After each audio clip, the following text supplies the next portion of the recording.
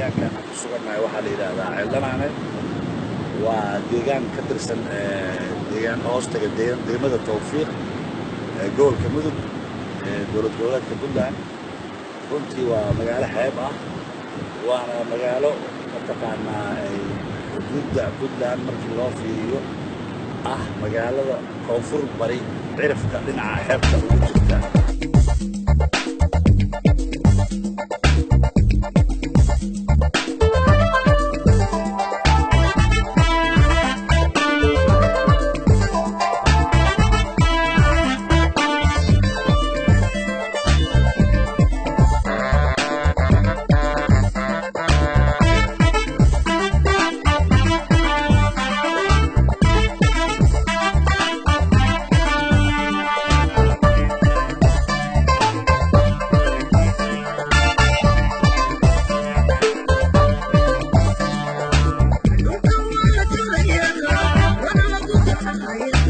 Because